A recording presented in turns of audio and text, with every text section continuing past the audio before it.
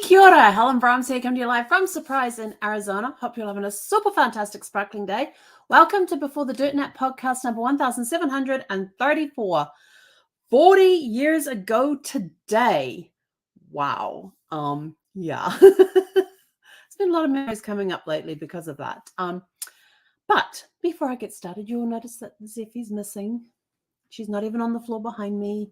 The house is very different without her here. She's actually over at the Sitters because I leave tomorrow to head to San Diego. But yeah, so she's at the Sitters, and it's been an emotional roller coaster kind of day because I've really just missed having her presence. And as I was leaving, I could hear her crying in the yard at the Sitters place, and the dog sitter was calming her down, and I probably thought she'll be fine in like a couple of minutes. Me, not so much. But I had my list of things to do, and I was like, we got to go get this stuff get this stuff done. So before we'd gone over to the sitter's place, I got some work done for a client this morning, and then we put Zeffie in the car. I had her bag packed yesterday just after 4 o'clock, 4:30. Her bag was packed. Excuse me, bag was packed 4:30 yesterday, done. And so we put it in the car, and she quite happily hopped in there with me, and off we went, and got her to the Sitters and everything else. And she got reacquainted with Bruno the Chihuahua and Cato the Pomeranian. And unfortunately, Mildred wasn't there because Mildred passed in January. But Mildred was a beautiful, sweet golden doodle, and just a little sweetheart she was. And Zeffie's good friends with all of them. And so it was kind of cool to see her getting reacquainted with the dog sitter, with her youngest child as well, her 3-year-old. And the 3-year-old was sort of like, Zeffie. He's super excited to see Zeffie. So that's really cool. So I know she gets lots of love when she's there. And I know that she's in really good hands. And so I got on the road. I started back home because she's like 30 minutes over the other side over there, and drove home. And on the way home, I was like, I need to wash my car. My car needs a wash. It was actually on my to-do list for last weekend. Didn't get done. So I stopped in at the car wash. They had some special on where you could get unlimited car washes for, I don't know, for $10 or something like that. It was a special. Instead of $25, it was down to $10 or something. I'll take it. The car's going to get washed when I get back. But it was pretty cool. I went through the car. I'd never been to this car wash before. In fact, I had never been through the car wash in Bluebird. In fact, I think the last time Bluebird got washed was just before I picked her up 2 years ago when I purchased her. Yeah. Yes, we're not going to talk about that. Actually, no. I did wash her when we were at the campground. I did wash her at the campground. Yes, but it wasn't through a car wash thing. It was hose, bucket, sponge, that sort of. I did wash her there. Forgot about that. It just suddenly popped into my head. So she hasn't been washed in about a year. So she's all now sparkly and shiny and everything else. And there's this really cool area where you go afterwards, and they've got the canopy over there. You've got the vacuums there. They have air, so you can put air in your tires, free air at every state. They've got these stations where they've got the vacuums there. They've got free air at those stations as well. They've got piles of clean rags, and they've got a place where you put the dirty rags, so you can dry the car off and everything else. And it was actually really cool. And they say, you got a 15-minute time limit there. I got the car vacuumed out. I got all the water wiped off. I got areas that because it hadn't been washed for a while, there were some areas where some dirt was still sticking. So they all got rubbed off and everything else. And I was back home around 11 o'clock, which was time for lunch. Yeah, we left at 9. I got home at 11. Yes, I did stop and talk with my dog sitter. And it is a 30-minute drive to her place and a 30-minute drive home with a car wash in between. And so I was just like, oh, darn. So I bought my laundry basket down here to put the laundry on. The laundry is still sitting in the laundry basket inside the laundry door right next to me. There's a door here and the laundry door. It hasn't made it into the washing machine and dry yet. So that's going to be my first thing after I do this. Did I get the lawns done? No. Am I going to go do them now? Yes. Because if I leave them for 2 weeks, I'm probably going to get a letter from the HOA telling me how unkept my lawns are and keeping up the property value, and they're going to find me blah, blah, blah, blah, blah, blah, blah. Yep, we're not going to let that happen. So we're going to go out, and I'm just going to get the weed whacker out to tidy up the edge of the lawn, because the middle of it's kind of okay. It's just around the edges.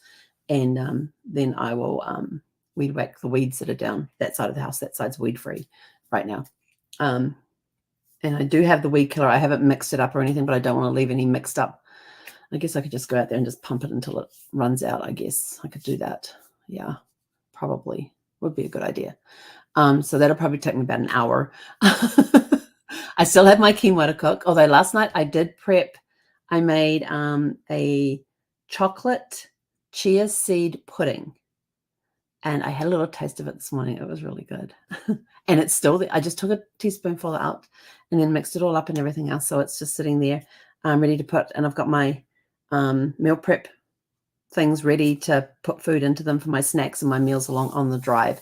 Yes, I know I'm only going 6 hours, and yes, I know but I have a stop and I need to have protein to keep the energy levels up. So these are going to be protein heavy things. I'm going to have my protein shake stuff with me. I'll have a shaker with me. Although I don't have a metal shaker, I only have a plastics one. So yeah, but I got my 64-ounce water bottles are going to get filled as soon as I finish this because I need them in the refrigerator overnight.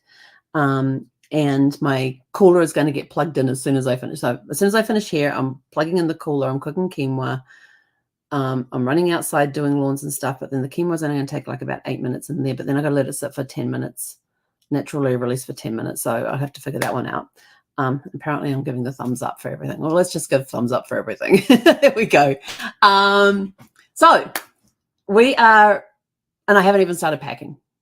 Have not started packing, but it's going to be good. I do have my keys with me. I've got a whole bunch of keys with me because I don't remember which one's the key for my storage locker in San Diego. And sorry, I have something that is in my eye and it's driving me bonkers. But 40 years ago, there was a lot that happened in a very short space of time from Easter weekend, which was, I have it all written down here. Good Friday was on April 21st. And little did we know when we were visiting my grandparents in Auckland, what was going to happen when I got home. Now, back in the previous year, in 1983, I had to be 16 and a half on day of application. I'd been to the Air Force. I'm going to backtrack to 1981. So in February of 1981, the Royal New Zealand Air Force Base, Ohakea, had their Air Force Open Day, and I went along there. And we went along. There was my mum. I think Dad was doing traffic patrol, so he wasn't at the air show with us. But Mum was there. My two brothers were with us. I was there. Marie was there. Marie's my friend, that my very good friend / sister that my grandparents fostered from when she was like 6 months old, all the way through to adulthood. And my grandfather, my mum's Papa came with us, and Papa is my mum's dad. I think Nana came with us, and I don't think she did. I don't recall. But anyway, Marie and I wandered off and met up with one of her friends along the way because we knew she was going to be there. And we just had a wonderful day. And I loved everything I saw. I fell in love with what I was seeing. I wanted to fly those jets. They were only Skyhawks, but I wanted to fly a Skyhawk.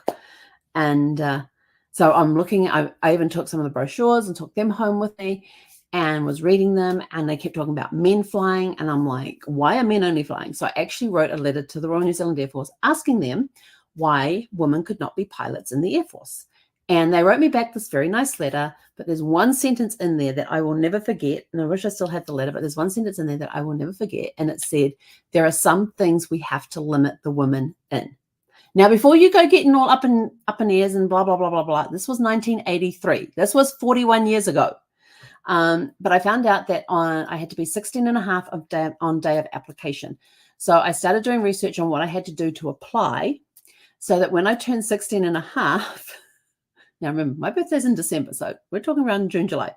My application went in on that day, and so started the process of doing interviews, of doing testing. There was a lot of testing going on, and it wasn't done on computers. And thankfully, my guidance counselor had already pulled me aside to help me combat test anxiety. I have very badly test anxiety. The teachers knew I knew the stuff. I got into exams and just shut down.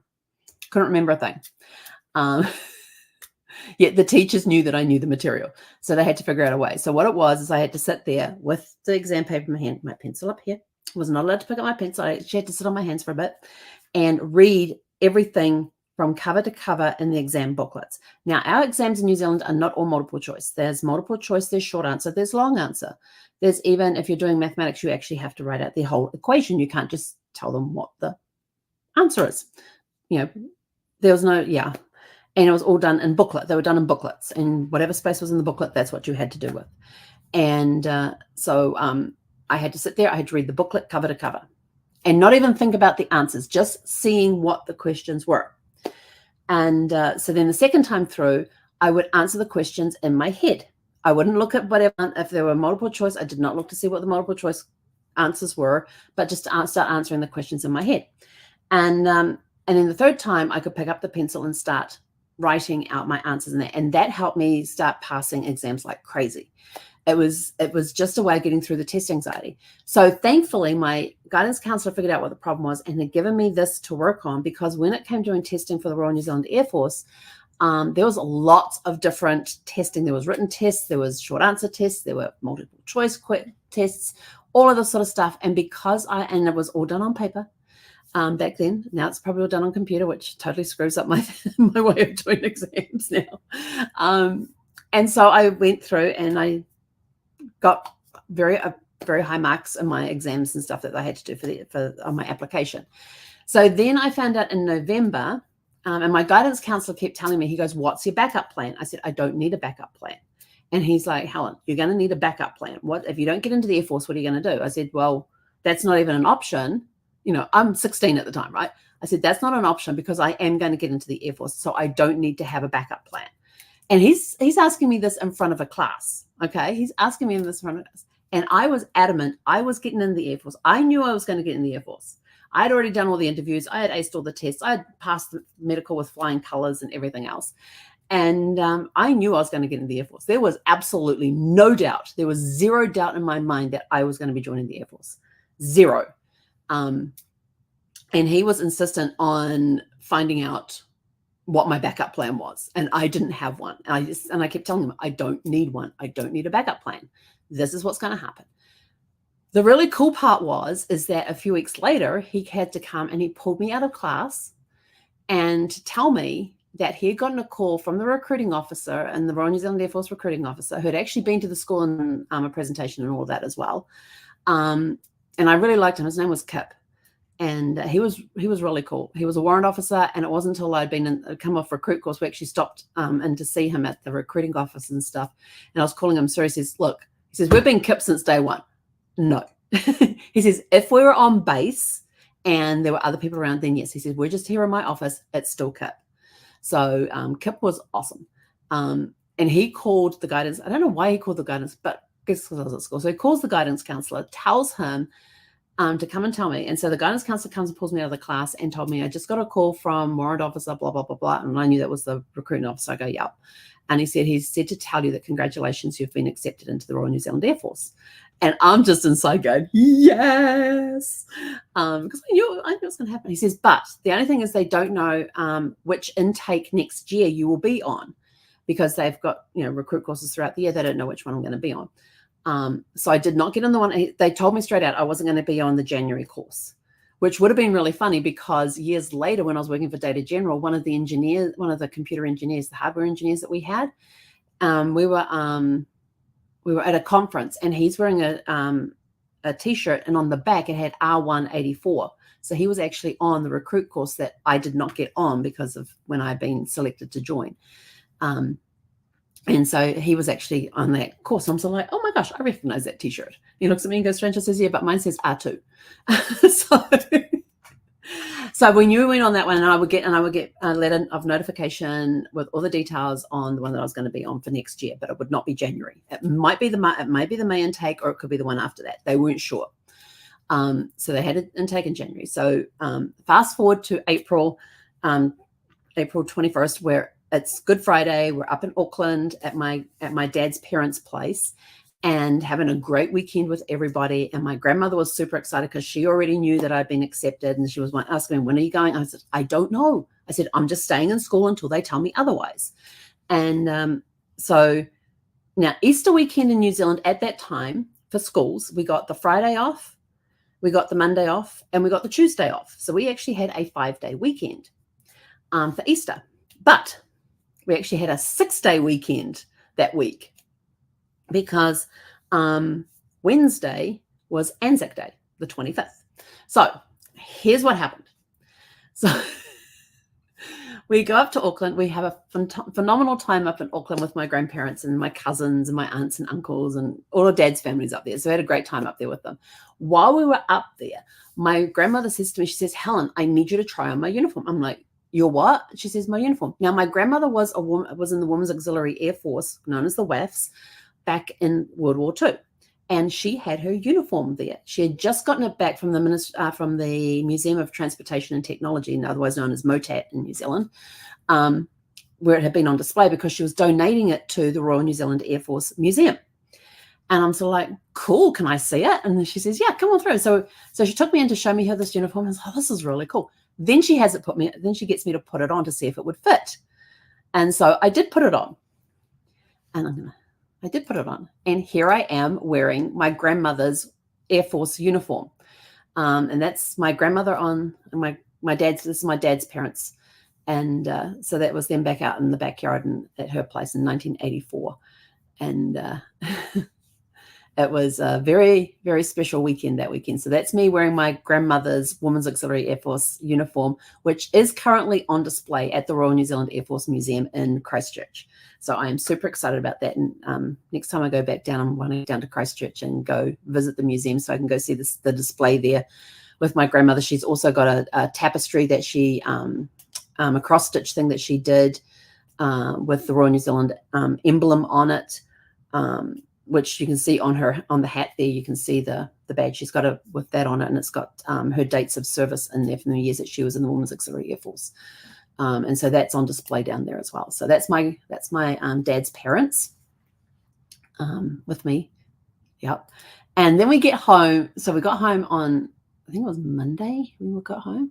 And so Mum checked mail because, we had left.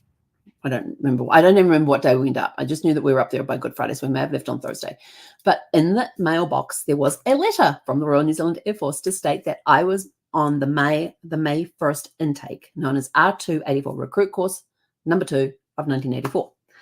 And I had to be on the bus that Sunday, April 29th. I was good. There was a bus ticket in there for me. I had to be on the bus on April 29th to head off down to the General Service Training School. GSTS. Yes. Oh, these little acronyms all coming back. And so I was like, oh, that's really cool. And so the warrant officer, Kip, had called me and told me, oh, when you're in Wanganui, you're going to be meeting this person who is also going to be on the same recruit course as you. He'll be at the bus stop in Wanganui. And I'm like, okay, fine. So we head over to New Plymouth. So let's see. I was back at school on Thursday because, Monday, Tuesday, we have off school anyway for Easter weekend. And then Wednesday was Anzac Day. And then so Thursday I was back at school having to go through and do all of my stuff. I'm still attending classes, but I'm also letting teachers know that that's it. I'm done. I go up to the school office and say, look, I'm heading off to the Air Force. What do I need to do to close out school, do everything? And so they gave me my little checklist I had to go through. I had to get all my teachers to sign off on everything.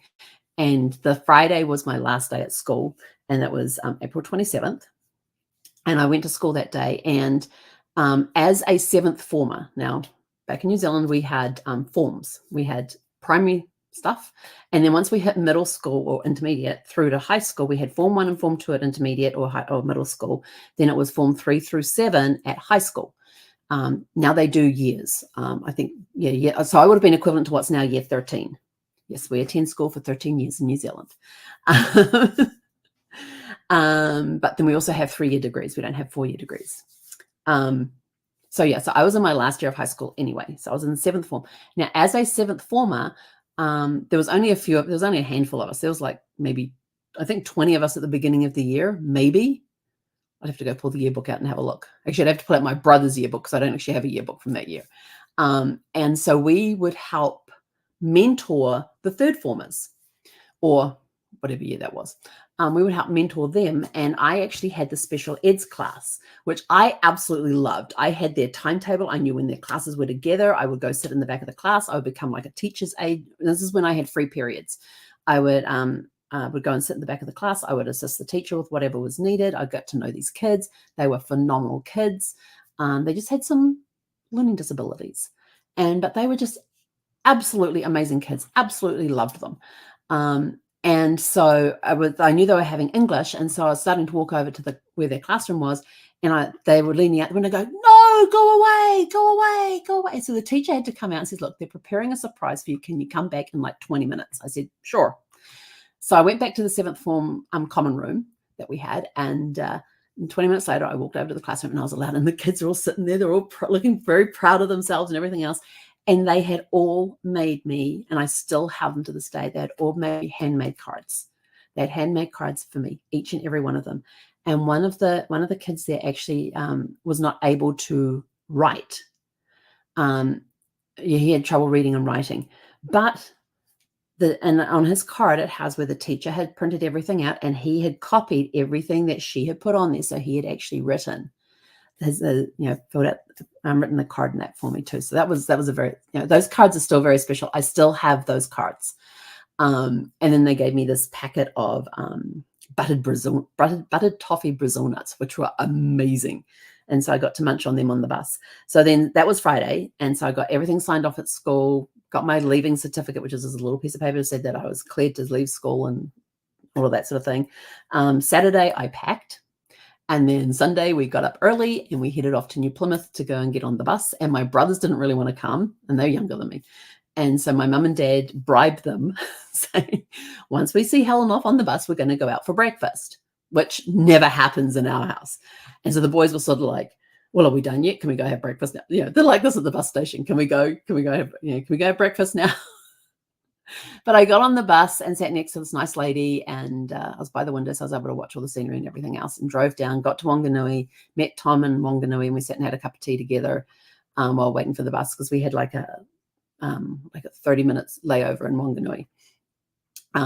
And then got on the bus. And then when we got down to Wellington, the bus stopped at the train station, and we went into the main train station area, and there was somebody there from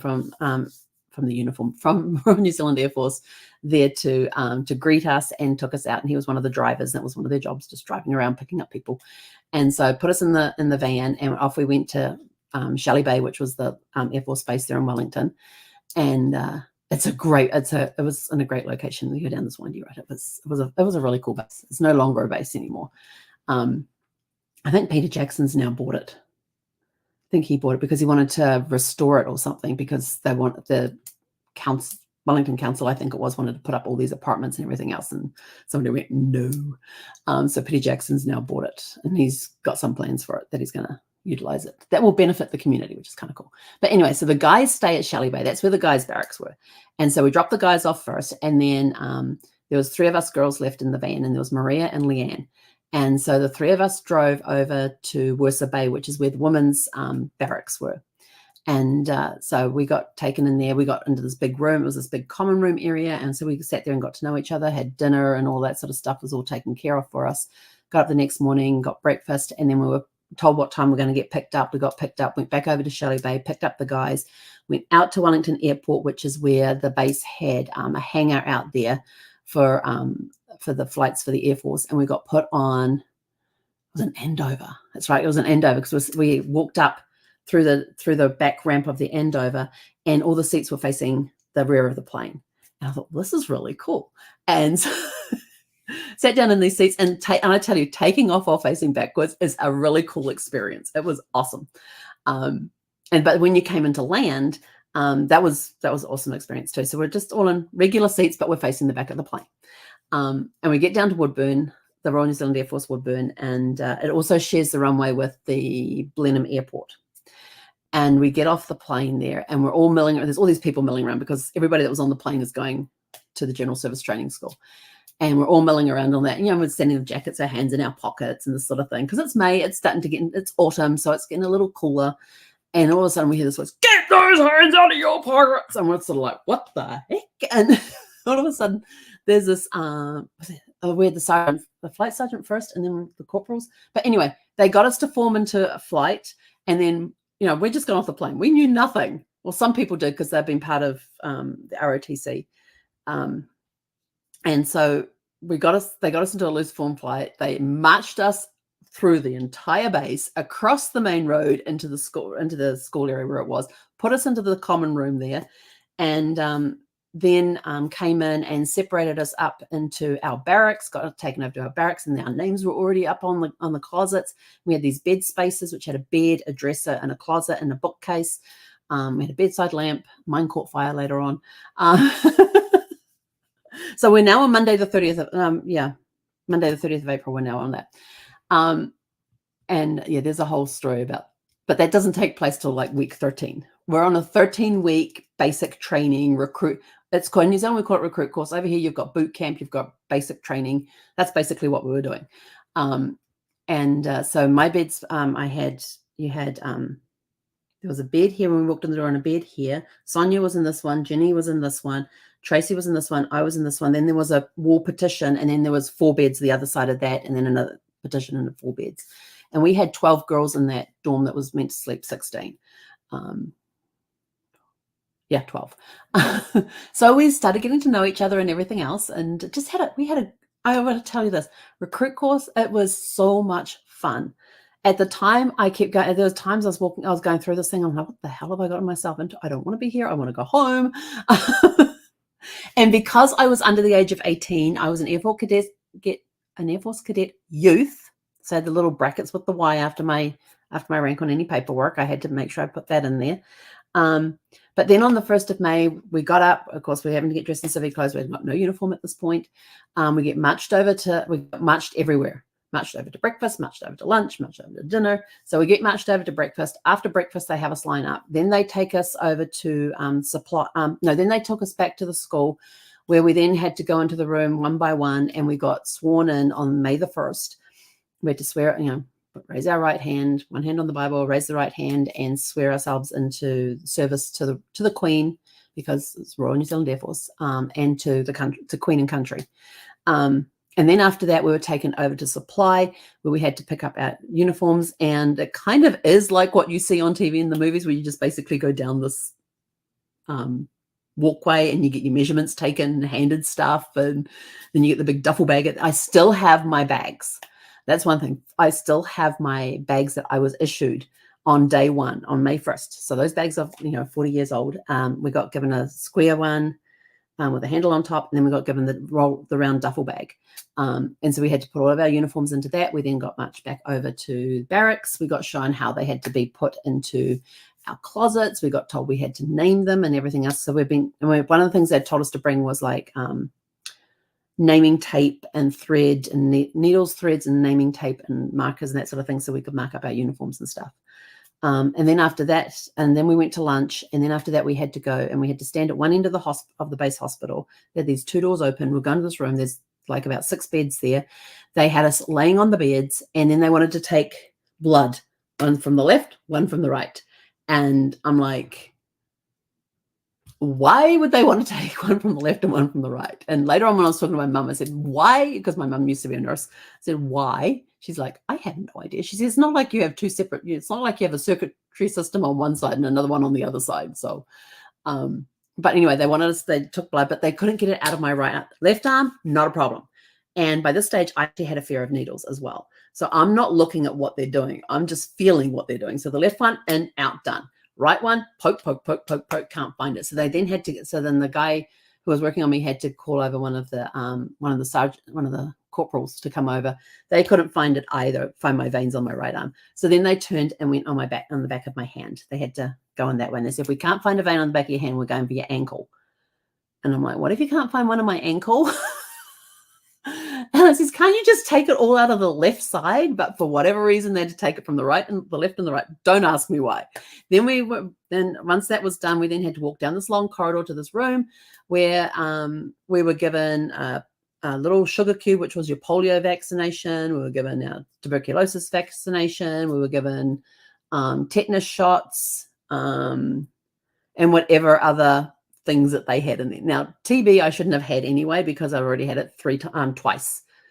And I've got the scars to prove it. And then after that, we then had to go out and we had to form back up into a flight. Well, they had us milling around outside, and then they formed us into a flight. And then we had to walk all the way through base to some distant building somewhere on the base to get issued with our rifles. And we had to take note of the serial number that was on the rifle because that was our rifle for the next 13 weeks. And then they had us carrying them in our left hand. Now, I'd never carried a rifle before. So they told us how to carry it by the button down. So the cheapest forgetting all the names of the bits. So the rifle basically was pointing upwards. The barrel was against your shoulder, and we had to carry it and march back over to the general service. So we had to march from this little building in the middle of nowhere on the base. We had to then march all the way through the base, across the main road, and the main road was part of one of the state highways. So it is a main road. It is a main road that goes through the base. Then crossed over the street. Then we had to go to the armory that's at the General Service Training School, and we had to and then we were assigned a slot to put our rifle in, and we had to remember the slot the rifle was in, and we had to remember the serial number on the side. The serial number, mine was 763, the last 3 digits. That's all I had to remember, and it was in slot number 10. 40 years later, I can still remember that. And then put it into the armory there, and then we went back outside, and we're all standing outside trying to bend our right arms. None of us could bend our right arms because none of us were used to carrying a rifle to start with. And it was, our shoulders were sore, our elbows were sore because our elbows were kept straight because of the weight of the rifle. We had to keep them straight. We had to keep them still. And we get to this thing, we drop the rifle in, and then we're all walking outside and we're trying to bend our elbows. I will never forget that pain. That was like, I haven't felt anything like that before. And then we were able to go back to our dorms after that. Actually, I think, I went back to our dorms after that, and were able to unpack all of our new uniform and everything, and we got shown how to roll our socks and how they had to smile. We had to fold our socks in such a way and then stack them and every drawer in our dresser had a purpose. Everything in the closet had to be hung in a certain order. We did have a foot locker inside of our closet, which we could basically do whatever we wanted to with. That was our own personal thing. But anything in the drawers had to be in certain drawers. And some items we were not allowed to put in the drawers. We had to keep in our suitcases in the luggage room that was just around the corner from our dorm. So, but yeah, it was a very interesting first day. The 13 weeks had an absolute, there were times that I was sort of like, oh, what the heck have I gotten myself into? I don't want to be here. I wanted to go home. The fortunate or unfortunate thing, depending on your point of view, of being a youth is that we were required to attend church on Sundays. We could not get out of that. We had to do it. The Air Force was basically my legal guardian until I turned 18, and my parents kind of had to sign these papers to say that, yes, the Air Force had authority over me. I had guardianship over me at the time, even though they still retained parental rights. I had to write home to my parents once a week, and I had to talk to my parents every weekend. So, these were things that I had to do because I was a youth. And there was, I was not the youngest on the course. There was a girl who was 4 weeks or 6 weeks younger than I was. I was December and she was January the following year. So yeah, and we were the 2 youngest ones there. But, we had to go and have these phone calls with our parents once a week. We had to write letters. And they would know you were writing letters because we had to leave them in the office, and they would get sent off to the post office. So they were checking who was writing and who wasn't. But fortunately, my parents, through the church, through their church, they were able to contact a young couple who are actually based in Woodburn and based at Woodburn. And I don't remember how it all worked. I just know that I was told this couple would be coming to pick me up on Sunday to take me to church.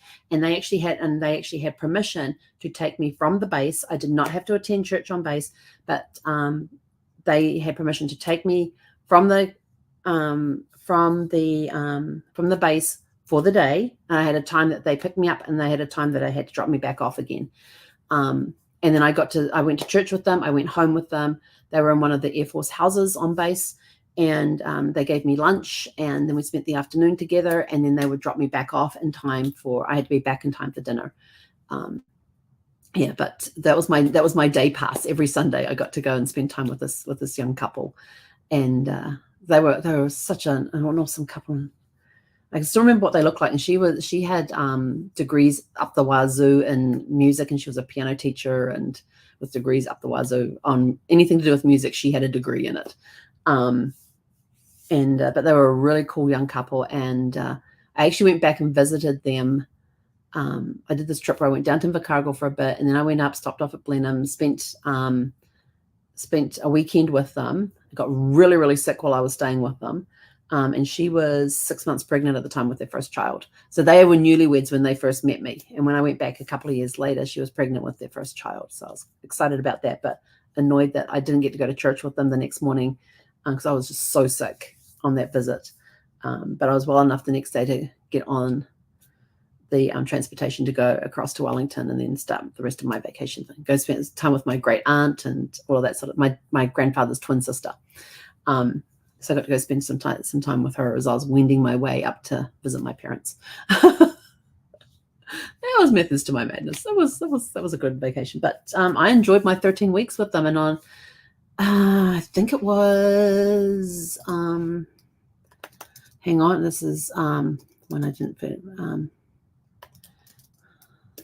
I think it was July 13th. Yes, it was. So July 13th, 1984 is the day that we call it passing out parade. Most people call it graduation. We called it passing out. It was our passing out parade. And my grandma came down from Auckland for it. Granddad couldn't come with her, but he did send a telegram. But my grandma was there, and she was she was just talking. My grandma could talk to anybody. And one of the hobbies my grandmother had is that she collected military badges from around the world. And she had this extensive collection, and she would write off to different military people, departments or whatever, requesting badges from this, that, and the other thing. She even got a reply one time along with a full set of badges. And we're talking like the ones that go on the epaulets, ones that go on the collar, any insignias, those sorts of things, those military badges she got. And that's the ones that designate, the ones that you wear on your collar or on your epaulets, that designate rank, designate your units, what your trade is, that sort of thing. She got them from all over the world. And there was one in America here, and I think it was a band. And they wrote her back a letter, and she had like a full swag of badges because when I went to visit her, she showed them to me. And the letter basically said that they had never heard of a female military badge collector. And they said, and we don't do this. So, but because you're the only female badge collector that we know, here's a full set of our badges. And my grandmother would talk to her. I turned around one second, like after we'd done our passing out parade and everything else, and we got to go back, get changed, and come back in because we did the part in uniform. Then we had to run off and put on our PT gear to go do the PT display of it. And then we had to run back and put our uniform back on again. So by the time I got back from that, my grandmother's busy talking up with all of the officers. She's not worried about the instructors that put me through hell for 13 weeks. She's chatting up all the officers that oversaw everything. And she's talking about that she was a woman in the WAFs, and that that she was in the WAFs, and that she was a military badge collector. And I kid you, I turn around and one of the officers is coming out of the main administration building for the General Service Training School with badges in hand for my grandmother. She could talk to anybody. She was just that sort of person, and she just had a way of asking for things and getting them. And but yes, that was at my passing out parade on the 13th of July, 1984. But yeah, so 40 years ago today, I was sworn into the Royal New Zealand Air Force and proudly served them for almost 6 years before I left. And I'll say it was some of the best years of my life. That looking back at recruit course training, I mean, at the time I was sort of like, would I do this again? I was like, yeah, no, we just got through 13 weeks of hell. Yeah. The cool part was once we went up to Dip Flat, and Dip Flat is a base that we had, that the Air Force has up in the mountain ranges close to the airport. It was like, I think like an hour and a half, 2 hours. I don't know. We're in the back of a truck. It was uncomfortable. We're doing a lot of this as we go over dirt roads and around bends, and we had no view out the window or anything. We could look out the back of the truck, and that was about it. The ones with the canvas over the top. Did they give us a break on that? don't think they did. But we're like in there for like an hour to 2 hours in this thing going up to Dip Flat. And it's up in the mountains in the middle of winter. So when we were in the middle of winter, but that was sort of like the midway point of training. So when we spent a week up there at Dip Flat. All I can tell you is it was bloody cold every morning. And in the morning, and we got woken up at 5 o'clock in the morning to hurry up and get through the showers before they let the guys in. The first morning, they didn't tell us that while we were having a shower, the guys are stocking up, starting the fires to heat the water. So when us girls got into the shower, and it was a shower room, it was basically this big room. We had benches over there to put our stuff on, towels, clothes, that sort of thing. And then they had this pipe, this U-shaped pipe around the bottom end of the room with these shower heads coming off, and basically all shower heads came on at the same time. And you went and had a shower. The water was freezing cold. It was already in the single-digit Celsius, maybe into the negatives a little bit as well. We're standing there with freezing cold water. The fires had gone out the night before. Nobody stocks them at night. Nobody keeps an eye on them at the night. So the fires had gone out. The water had chilled down. It was freezing. By the time the hot water started coming through, before we even felt a little bit of warmth, I mean, we're all standing there like icicles trying to shampoo our hair and soap off and all that sort of stuff. And it literally was get wet, soap up, rinse off, get out. We learned to take less than 5-minute showers. It was that quick. And meanwhile, the corporal's outside there, and in this big, deep voice, he's yelling at us to hurry up and get out of there because the guys are about to come in. And we just start feeling the warmth come through the water, and that's when we got told we had to go. And the water literally got shut off on us. So we learned to take quick showers. And being as cold as it was, you wanted to take a quick shower. This is where I learned to love cold showers. And so we'd get dressed to go, and then the guys would have the hot water. On the last day that we were up at Dip Flat, now while we're up there, we also got flown up to a campsite, which was the coolest part. So we're in an Iroquois helicopter. They got the doors pinned back. And if you don't want an Iroquois helicopter, think of MASH. Think of the Vietnam War ones when they've got the big green helicopters out there. That's what we were flying. Those types of helicopters. And MASH, no, not MASH. Yeah, it would have been the Vietnam War where you see the things of it, and they've got those big helicopters that people are rappelling out of, and that's kind of what we were in. We're in the Iroquois. I love those. So I'm sitting on the seat facing out. They've got the doors pinned back. All that is holding me in place is this hook through an eye on a seatbelt. That's it. It would not take much for that to flip that, to accidentally knock that little lever that would unhook the whole thing.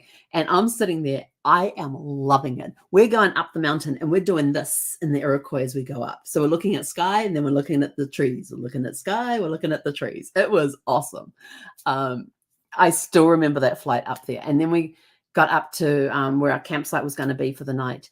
And there was a guy next to me. What was his name? I think his last name was Jane.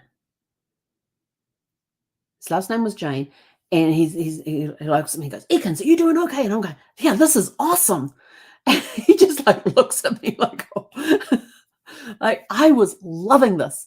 And so we get up, and they actually hovered the aircraft, the helicopter just off the ground. So we actually had to jump out, and it had to be like that. We were, even though we didn't have our rifles with us, we had to act like we were evacuating an aircraft in a hot spot type of thing. So we had to jump out, run a few feet, and lay down on the ground on our stomachs, and basically assume the position like we had a rifle in our hands.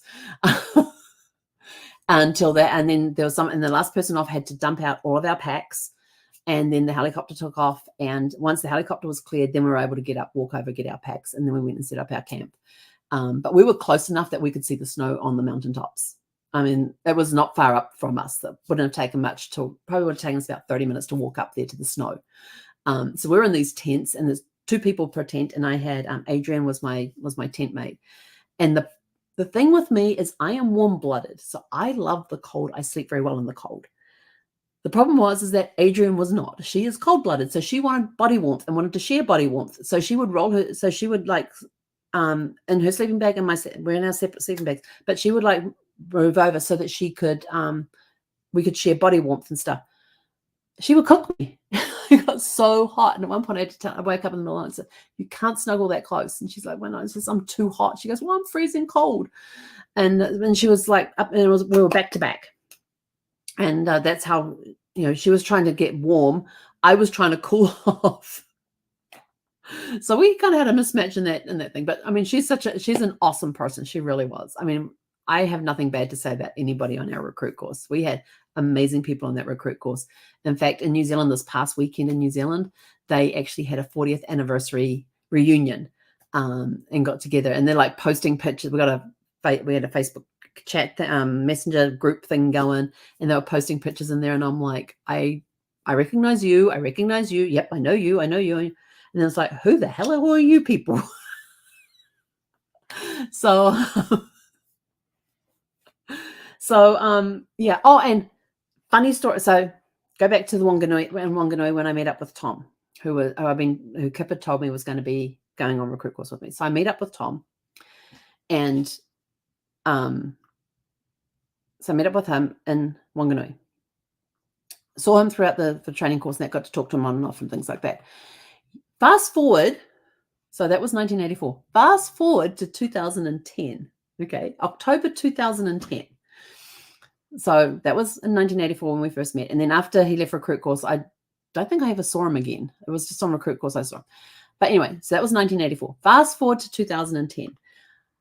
I just joined a BNI chapter. It was August of 2010. I joined a BNI chapter. I was number 25 in the members that were there. And then a couple of weeks later, another New Zealander came in, and he joined up with the BNI. And so he was a personal trainer, Anthony. Anthony is the coolest dude ever. Real sweetheart. And I found out he was a personal trainer. And so I actually started working out with him. So I became a client of his, and we would do and he'd do personal training stuff with me, getting me in shape and everything else. And he had heard me do my 10-minute presentation. Now, at the beginning of the 10-minute presentation, they read out your one sheet. And the one sheet's got background information in and things that people don't know about you and all of that sort of stuff. And so, of course, in there I mentioned that I was in the Royal New Zealand Air Force. And so later on we were working, and it was around end of October, beginning of November. And he turns to me and he says, you were in the Air Force, weren't you? And I went, yep. And he says, and at the time he was engaged to a girl back home in New Zealand. He says, my fiance's brother was in the Air Force as well. And I said, something to make that little voice in the back of my head said to me, ask who it was. And I said, what was his name? And he tells me his name. It was Tom that I met in Wanganui on the bus.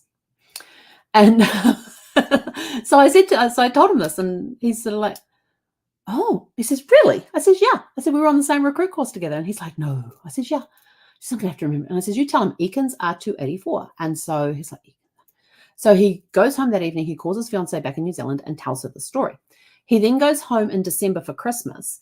And when he comes back in January, he comes up and he says, I saw Tom over Christmas vacation. I says, how did that go? And he says, he pulled out this recruit course photo and goes, there she is, and points you out in the photograph. And I said, and the look on his face, I looked at him and I said, you didn't believe me until you saw that photograph, did you? And he went, nope. He kind of got all shy. He went, nope.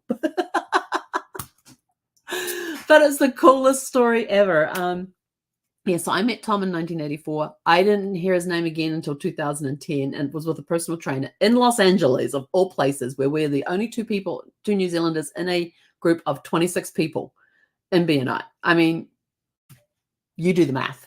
Anyway, so that was what happened 40 years ago today. Got to join the Royal New Zealand Air Force and had 6 really cool years, almost 6 years with them. Ever since they started talking about the reunion and everything else, and then people have been posting stuff, and there's been a lot of memories flooding back about my days in the Air Force and things. So I've actually started to record them so that I can then go back and write about my time in the Air Force, or at least have some recording of the different stories and things. I will go back and put them in chronological order. But we had a blast on that thing. But I always remember the quick changes. Like, we'd come back from being out on the firing range, of course, walking back with our rifles, and we were in we were wearing boots, all laced up, overalls, blue overalls, and we had our PT gear on underneath. So we had shorts and t-shirt on underneath, thick black socks inside of our boots that we had, and the boots were over the ankle. They were sort of like mid-calf. Yeah, just came up to the mid-calf. And we had, when we came back from the firing range, we had 5 minutes to go back to not only after we put our rifles away, we had 5 minutes to be back in parade, back in formation, and they would tell us which uniform to be in, whether it was PT stuff to go off and do for the PT training, or whether it was to be in, for us girls, skirts, shirts, long sleeve sweaters, pantyhose, and our Oxford shoes. Yeah. We had 5 minutes. And if anybody's had to put pantyhose on, you know how quickly that can go south. But we had 5 minutes to get out of our boots. And not only that, we weren't allowed to leave anything on the floor. Everything had to be picked up, put away in its proper place. So when our boots, they had to be sitting at the end of the bed in the proper. Nothing was allowed to be out of place until we were done, until we were released for the day.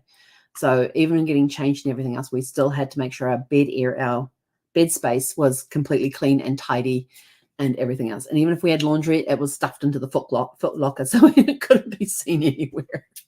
So anyway, it was a lot of fun. But anyway, go out, have a super fantastic sparkling evening, and we'll catch you guys back here tomorrow evening at 6 p.m. Pacific. Oh, actually, I don't know.